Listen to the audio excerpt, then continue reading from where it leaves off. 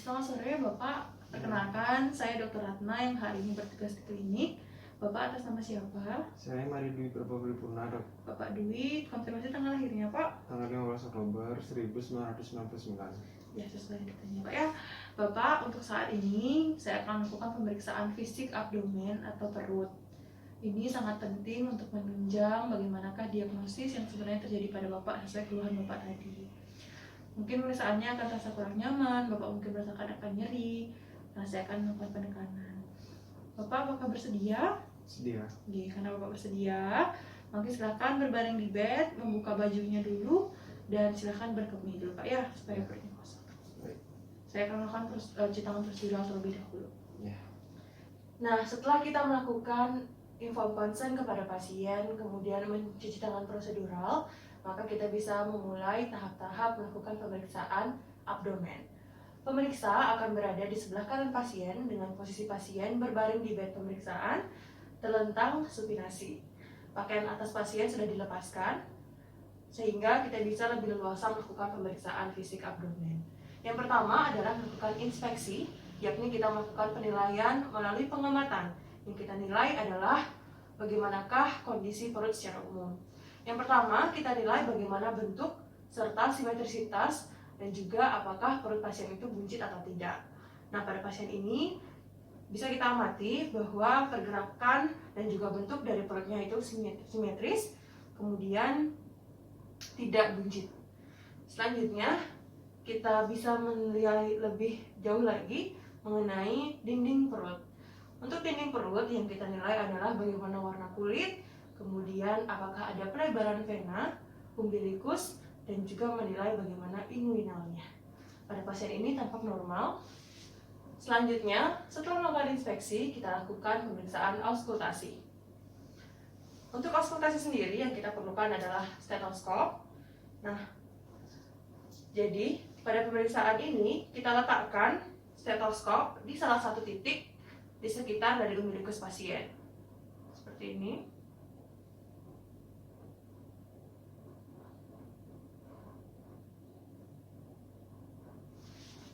Nah, untuk pemeriksaan auskultasi ini kita lakukan selama 2 menit yang kita nilai adalah suara bising usus.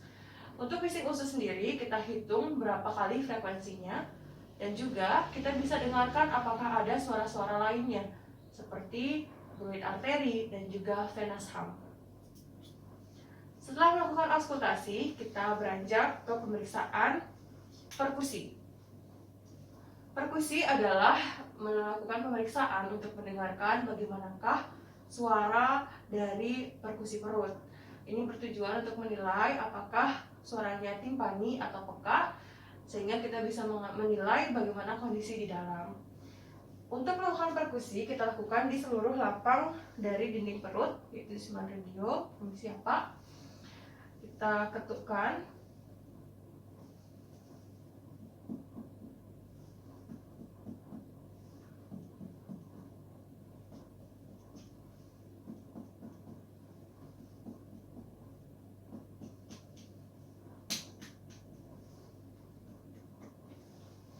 Suara dari perut pasien terdengar timpani yang mana itu normal.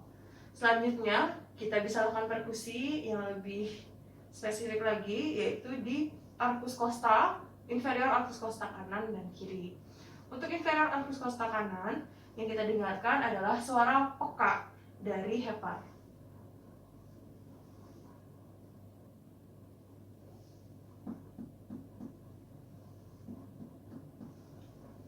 Selanjutnya, di inferior dari arcus costa kiri, kita dengarkan suara timpani dari lambung.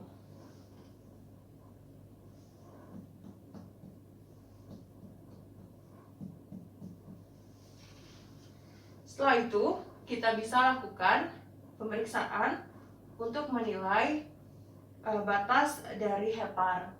Nah, yang pertama adalah kita dengarkan perubahan suara dari sonor menuju ke redup dari mid clavikula kanan. Kita dengarkan dari atas, permisi Pak. Jadi infraclavikula ini.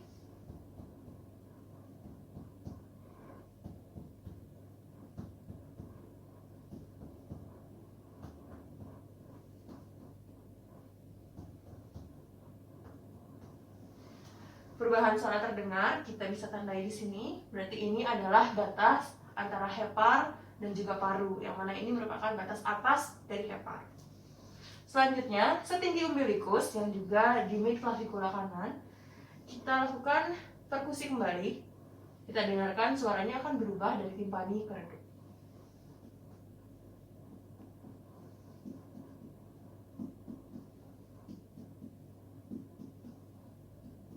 Nah, di sini kita bisa dengarkan adanya perubahan suara.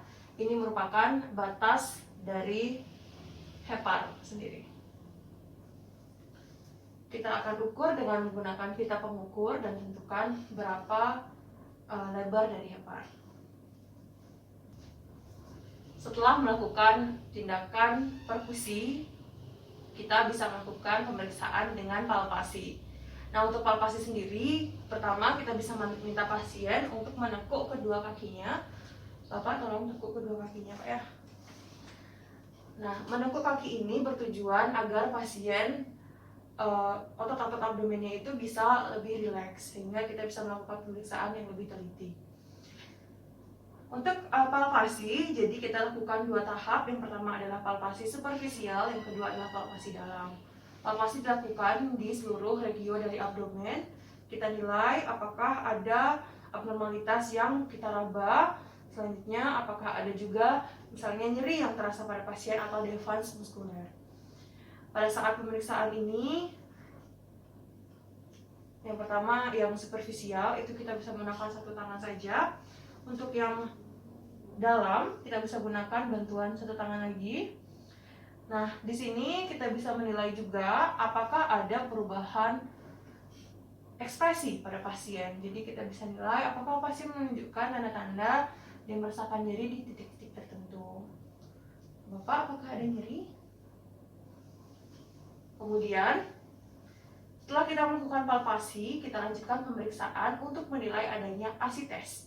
Asites merupakan akumulasi cairan di ruang rongga abdomen, yang mana pemeriksaan kita bisa lakukan dengan teknik shifting dullness dan juga pemeriksaan undulasi. Shifting dullness pada prinsipnya adalah kita mendengarkan perubahan suara dari timpani menuju redup, yang kemudian kita lakukan pemeriksaan lanjutan. Perubahan dari suara redup ini akan menjadi timpani, jadi adanya shifting suara dullness pada pasien. Caranya adalah melakukan perkusi dari tetap menekuk kaki ya. Kita lakukan perkusi dari umbilikus ke lateral. Misalnya dari umbilikus ke lateral kiri pasien. Siap, Pak?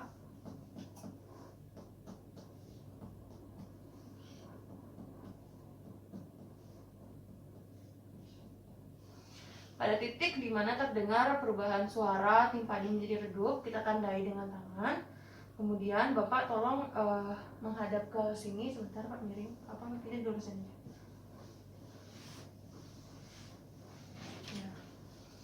Nah, kita tetap menandai titik di mana perubahan suara itu terjadi. Kemudian pasien akan kita minta untuk miring ke arah kontralateral, jadi miring ke arah kanan. Yang mana ini kita pertahankan posisinya selama 30-60 detik. Tujuannya adalah apabila pasien itu memang mengalami asites atau tidak dengarkan adanya perubahan suara tersebut, maka udara yang kita dengarkan sebagai timpani di sekitar umbilikus tadi akan berpindah ke arah yang lebih tinggi. Sehingga di sini nantinya akan terjadi perubahan suara menjadi timpani, bukan redup lagi. Nah, setelah 30-60 detik, kita bisa lakukan perkusi kembali.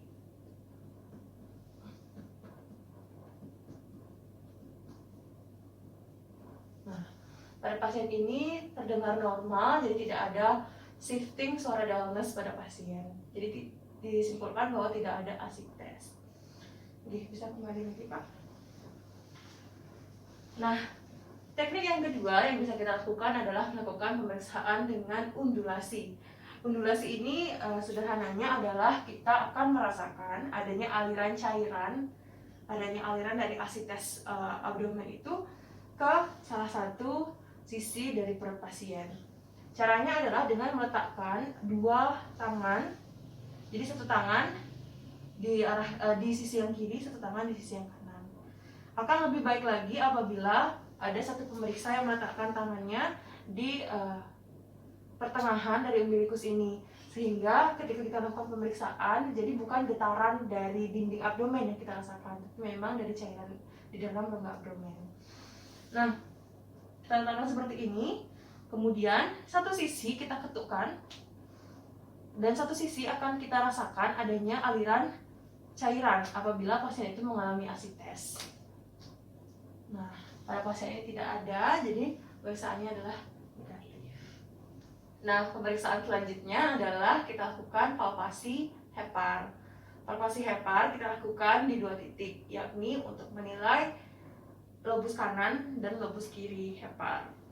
Untuk lobus kanan kita lakukan palpasi dengan menggunakan sisi palmar radial dari tangan. Kita lakukan palpasi dari iliaka searah atau sejajar dengan arcus costa kanan. Pasien akan kita minta untuk ekspirasi dan inspirasi dalam. Jadi tarik nafas dalam, Bapak. Saat tarik nafas kita lakukan penekanan, hembuskan. Tarik nafas, hembuskan. Tarik nafas, hembuskan. Tarik nafas, hembuskan. Nah, pada saat melakukan pemeriksaan palpasi, jadi kita nilai apakah teraba tepi dari hepar. Apabila teraba, kita tentukan titiknya, kemudian kita bisa lakukan pemeriksaan bagaimanakah ukuran dari hepar, kemudian konsistensi, tepi, apakah ada nyeri tekan, kemudian permukaan, dan juga apakah ada pulsasi. Bapak, apakah ada nyeri selama pemeriksaan tadi? Selanjutnya, kita lakukan pemeriksaan pada lobus kiri. Untuk lobus kiri, ini setinggi dari umbilikus ke arah epigastrium. Kita lakukan dengan cara atau teknik yang sama. Bapak, tolong tarik nafas, hembuskan, tarik nafas, hembuskan, tarik nafas, hembuskan. Nah, kemudian kita lakukan pemeriksaan pada titik Murphy sign. Murphy sign itu dengan cara melakukan palpasi di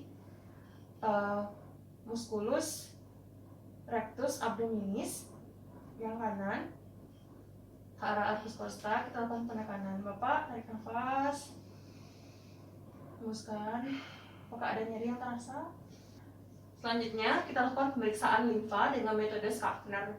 Untuk metode Schaffner sendiri, kita lakukan pemeriksaan mulai dari sias kanan ke arah arcus costa kiri.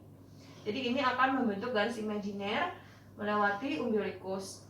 Nah, pemeriksaannya sama, melakukan palpasi, kita nilai apakah terjadi pelebaran atau pembesaran dari limfa itu sendiri. Ketika teraba, kita bisa lakukan deskripsi bagaimanakah ukurannya, tepinya, konsistensi, kemudian permukaan, apakah ada nyeri tekan.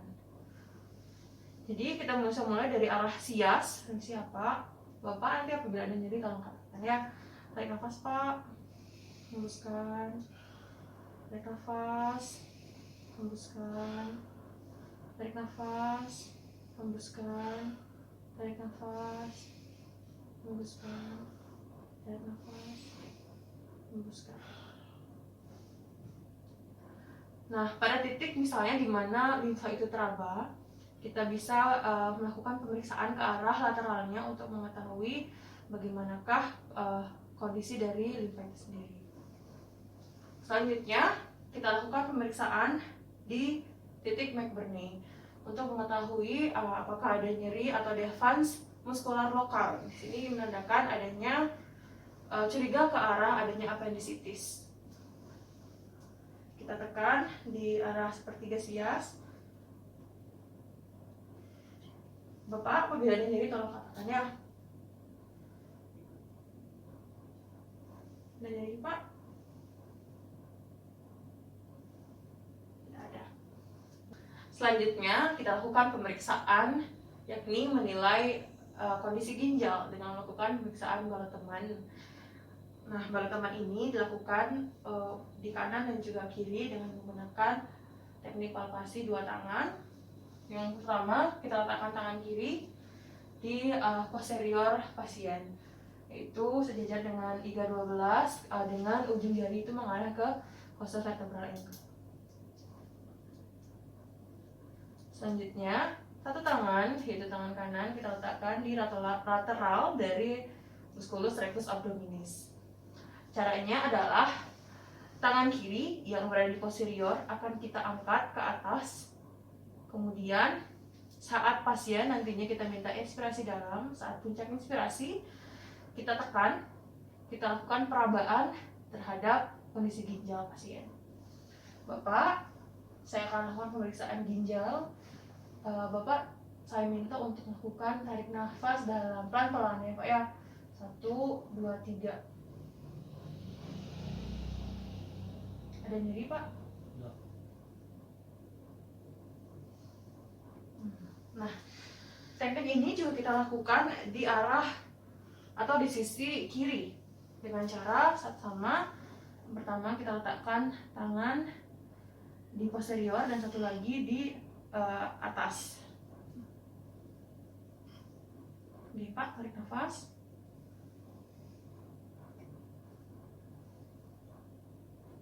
Hembuskan. Ada nyeri Pak yang terasa? Tidak. Nah, setelah melakukan teknik balut teman tadi, kita bisa lakukan pemeriksaan untuk nyeri ketok dari costovertebral angle. Caranya adalah pasien dalam posisi duduk. Bapak bisa duduk ya. Mana sana? Ini ke sana aja Pak.